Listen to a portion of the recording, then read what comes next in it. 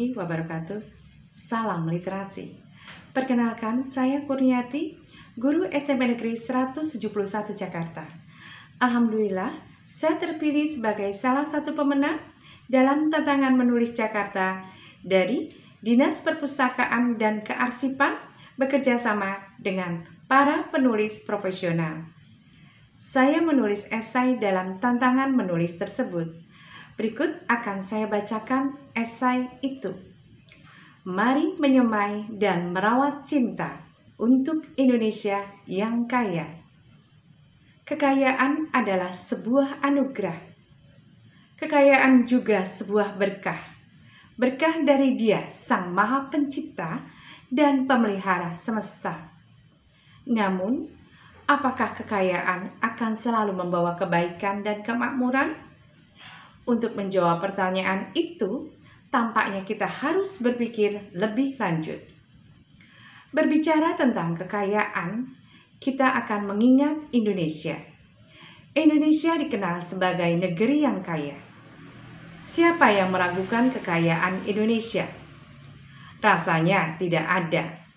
Dari dulu hingga kini, Indonesia dikenal sebagai negeri yang kaya. Kaya dari berbagai sisi. Ditinjau dari kekayaan alam Indonesia melimpah ruah. Kekayaan itu terlihat dari luasnya wilayah Indonesia, keindahan alamnya, kesuburan tanahnya, dan kekayaan sumber daya geologi yang terkandung di bumi Indonesia, serta kekayaan dan keanekaragaman budaya. Ditinjau dari luas wilayahnya, Indonesia berada di posisi ke-15 dalam daftar negara terluas di dunia. Total luas wilayah Indonesia mencapai 5.180.053 km persegi dengan luas daratan 1.904.569 km persegi dan luas perairan 3.257.483 km persegi. Ditinjau dari keindahan alam Indonesia sangat menakjubkan. Sebagai negara kepulauan terbesar di dunia yang terdiri atas 17.504 pulau yang terbentang dari Sabang sampai Merauke,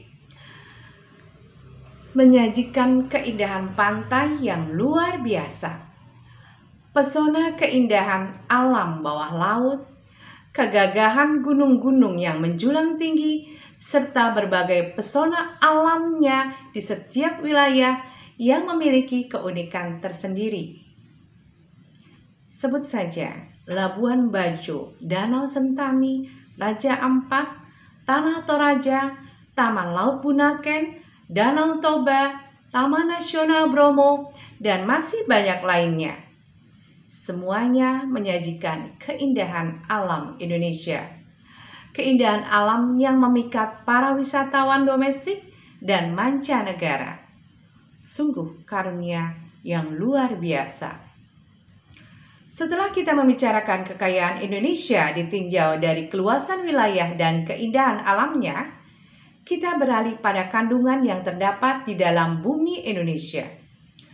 Mengutip lirik lagu kelompok band legendaris Kus Plus, bukan lautan hanya kolam susu, kail dan jala cukup menghidupimu, tiada topan tiada badai kau temui, ikan dan udang menghampiri dirimu.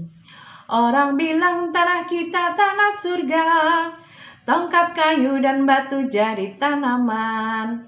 Ya, lirik lagu tersebut menggambarkan betapa kaya laut Indonesia dan sungguh subur tanah Indonesia.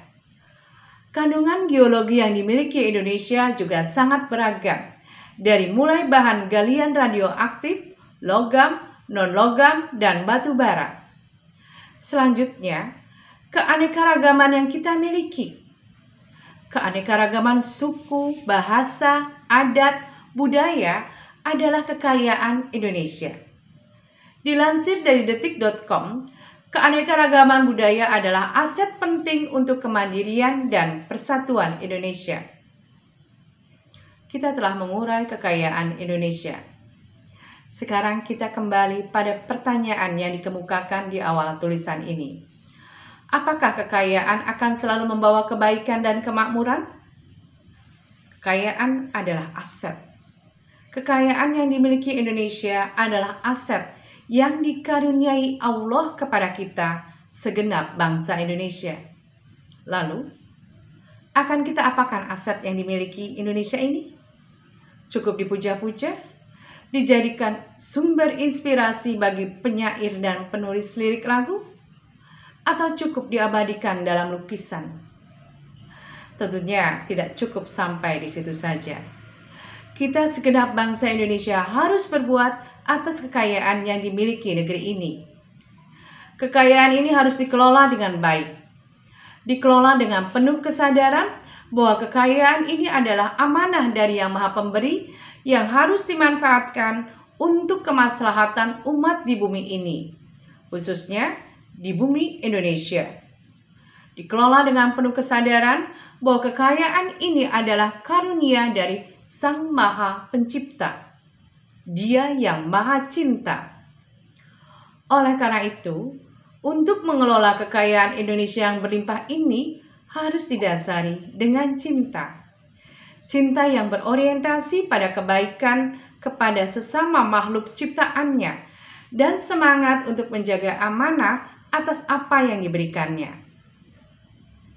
Namun, di tengah kondisi kehidupan yang kompleks ini, di mana ada kecenderungan bahwa setiap individu punya kepentingan, membicarakan cinta dan kebaikan kepada sesama terkadang berkesan berlebihan. Ego, rasa begitu peduli kepada diri sendiri dan keluarga, mengabaikan nurani insan yang pada dasarnya dikaruniai cinta. Ada kesan nurani kehilangan hidup yang dihidupkan logika pribadi bahwa hidup butuh kenyamanan dan status sosial serta kekuasaan. Akibatnya, kekayaan Indonesia yang laksana kue lezat yang menggiurkan malah menjadi rebutan. Tambahan pula, ego yang merasa paling benar serta merasa paling berhak untuk menjadi penghuni negeri yang indah ini seakan mampu merobek-robek tenun kebangsaan dan kesatuan yang telah dirajut oleh para pendiri negeri ini.